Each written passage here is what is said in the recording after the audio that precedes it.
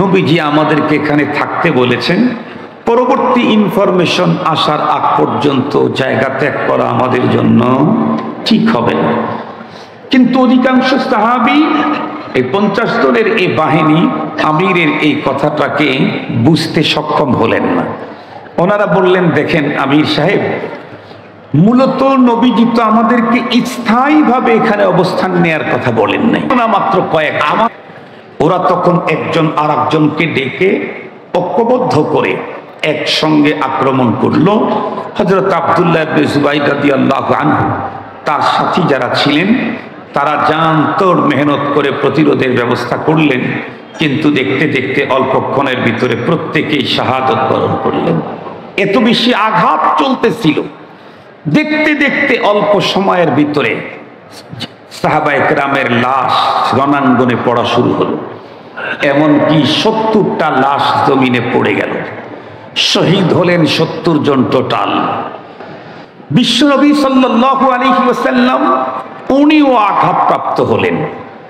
বড় একটা কারণ ছিল, বিশ্বনবীজির শরীরে এমন ভাবে আঘাত লেগেছে, দান ভেতর ভেঙ্গে গেছেই, এমন কঠিন আঘাত যে আঘাতের কারণে নবী আলাইহিস সালাম একটা গর্তের ভিতরে পড়ে গেছেন, মাথায় চক্কর লেগেছে, উঠতে পারতেছেন না।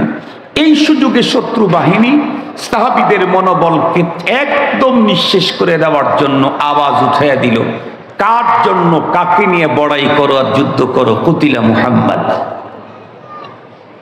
কার জন্য যুদ্ধ করো, কিসের বড়াই করো?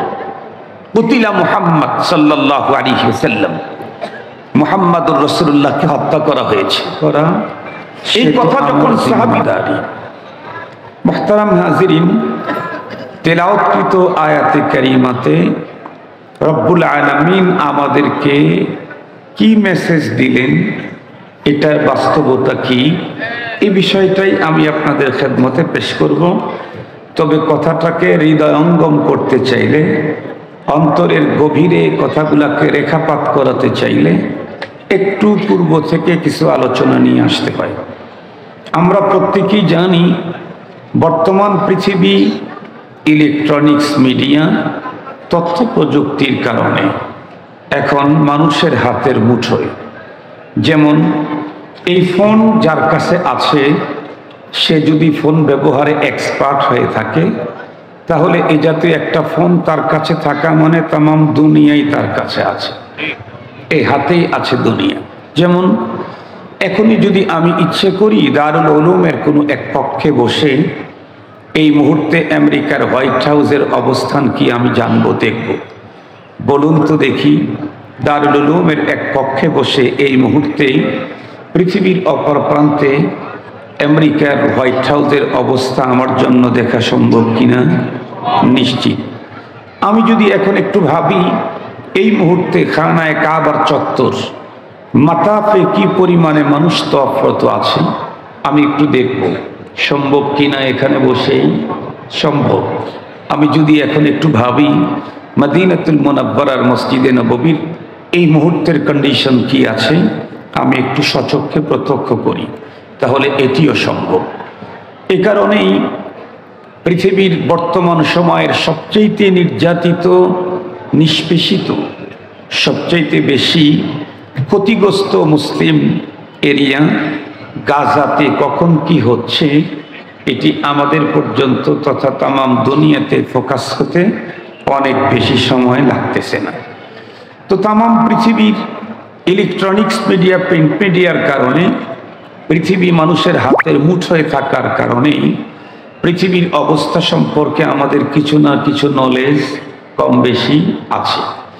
যতটুকুন পৃথিবী সম্পর্কে আমরা জানি আজকের দুনিয়া, তা থেকে আপনারা বলুন এমন কোনো মুসলিম কান্ট্রি বা এমন কোনো কান্ট্রি নাই যেখানে মুসলমান এক রাত একদিন নিরাপদ নিশ্চিন্তে ইত্মিনানের সাথে কাটাতে পারে, এমন কোনো এরিয়া পৃথিবীতে এখন নেই।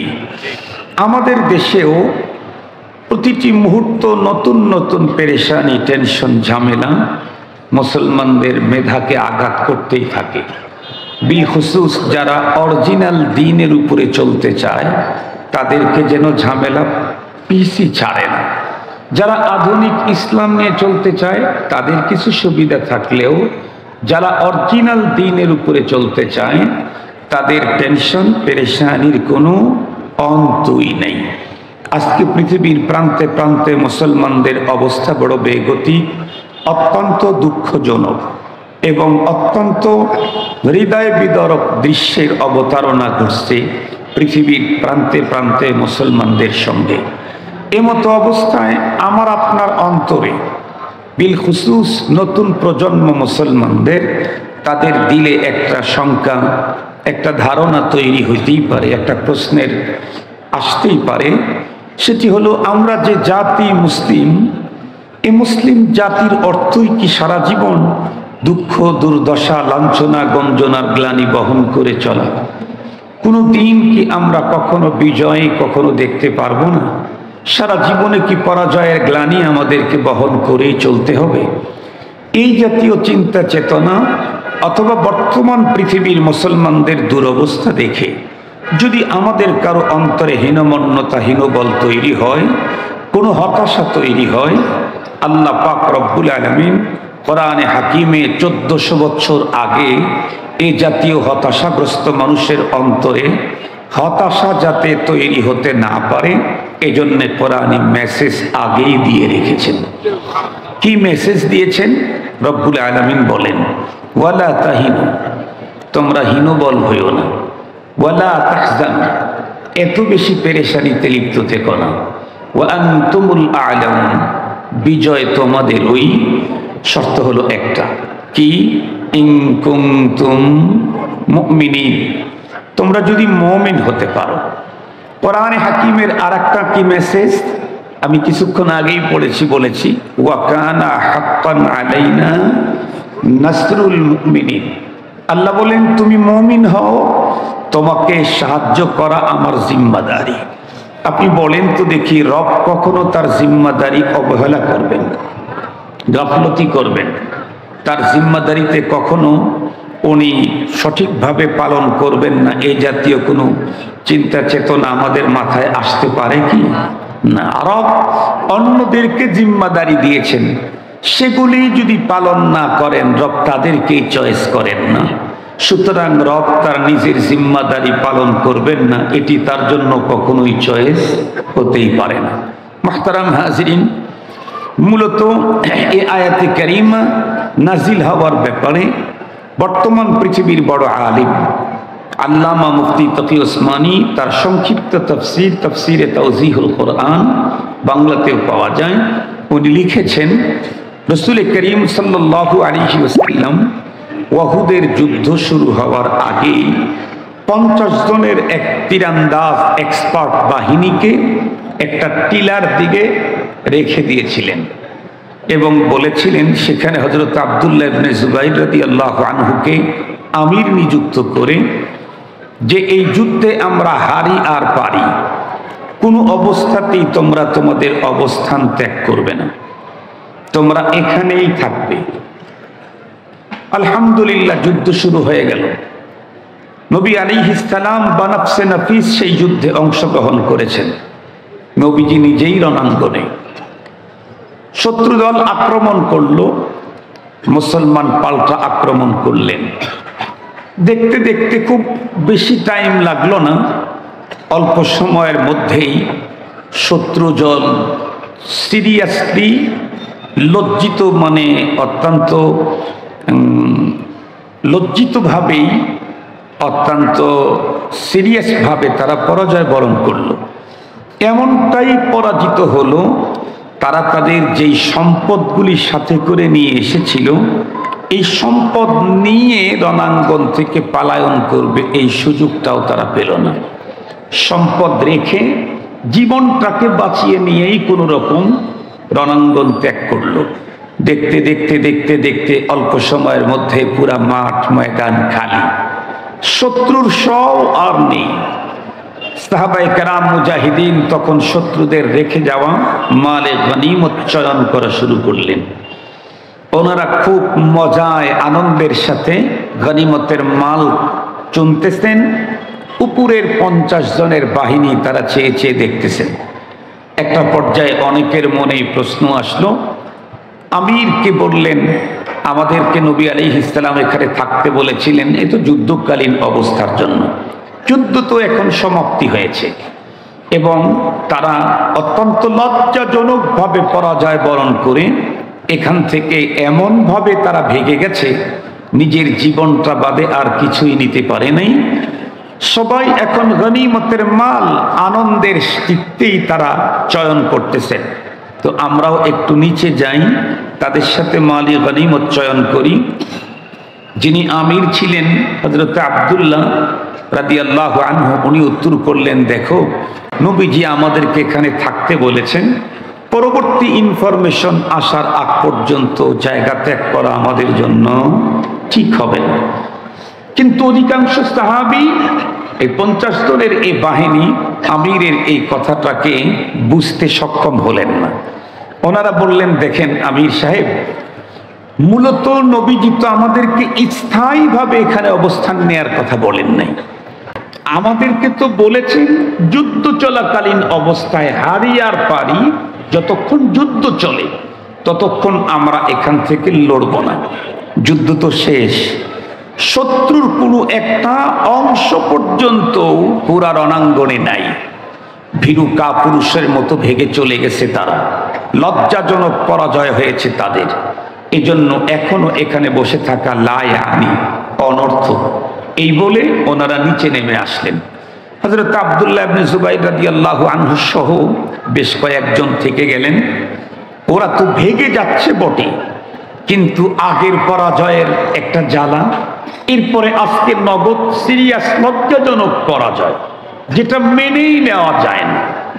এতগুলি জ্বালা তাদের অন্তরে, তারা যাচ্ছে আর পিছনের দিকে তাকায় তাকায় দেখছে কোনোভাবে প্রতিশোধ নেওয়ার কোনো একটা স্কোপ তৈরি হয় নাকি। যাইতে যাইতে হঠাৎ করে তাকায় দেখলো, কিরে এই সাইডটা তো এখন খালি, আর তো আর 50 জনের সেই গ্রুপ নাই, হাতে গোনা মাত্র কয়েকজন। ওরা তখন একজন আর একজনকে ডেকে ঐক্যবদ্ধ করে একসঙ্গে আক্রমণ করলো।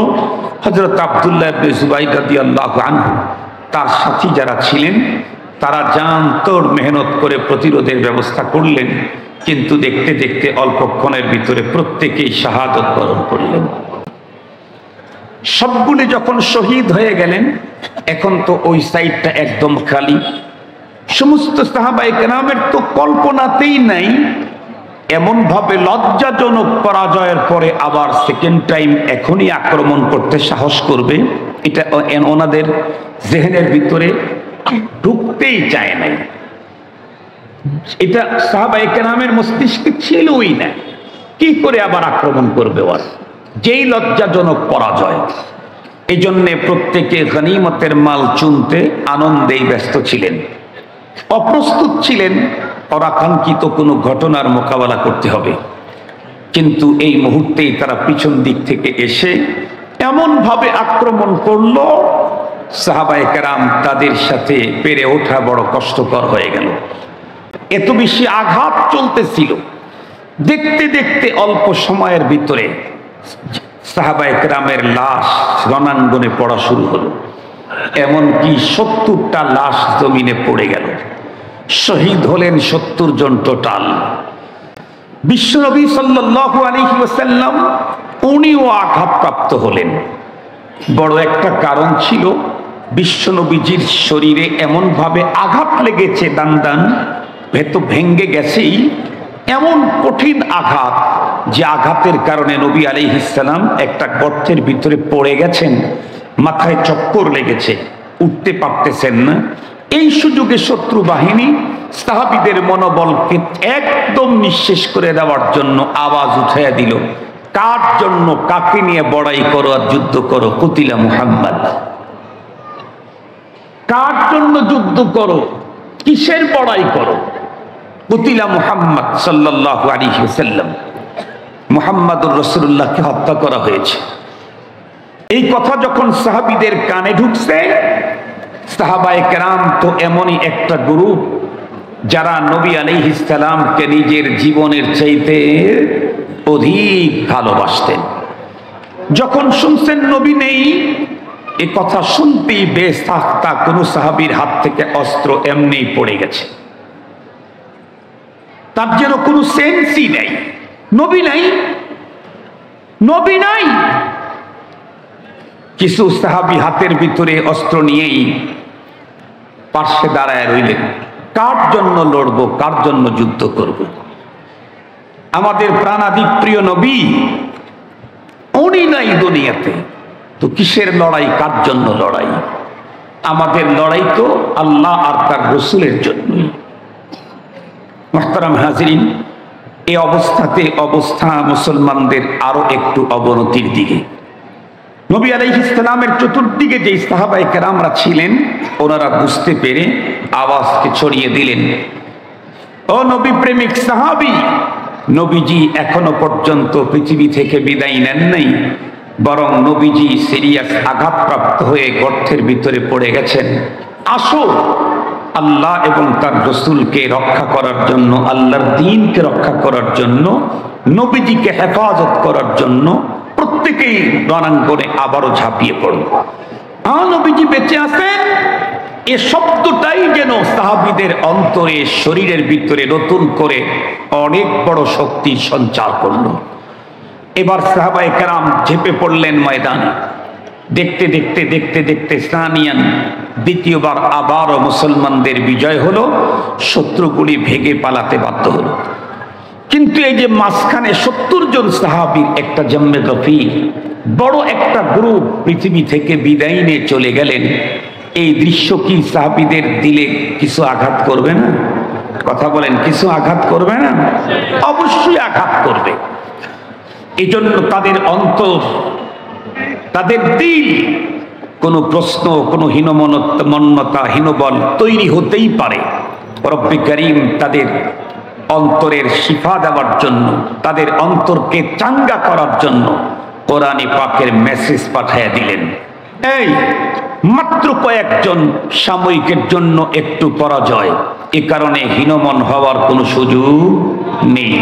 ওয়ালা তাহিনু ওয়ালা তাহজানু ওয়া আনতুমুল আ'লাউন ইন কুনতুম মুমিনিন। হীনবল হয়ো না, পেরেশানি করার কিছুই নেই, তোমরাই বিজয়। কে বলতেছেন? তোমরাই বিজয়। শুধু একটা কোয়ালিটি অর্জন করো, এক শর্তে তোমরাই বিজয়। সেটি কি? তোমাকে মুমিন হতে হবে, তোমাকে মুমিন হতে হবে। বিজয় তোমার কদম চুমবে। আল্লাহ পাক আরো কি বলেন? ওয়া কানা হাক্কান আলাইনা নাসরুল মুমিনিন। মুমিনকে সাহায্য করা সে তো আমার জিম্মাদারি। তুমি মুমিন হও, পৃথিবীর যেখানেই থাকো, যে অবস্থাতেই থাকো, তোমাকে সাহায্য করা আমার জিম্মাদারি। আমি তোমাকে সাহায্য করব।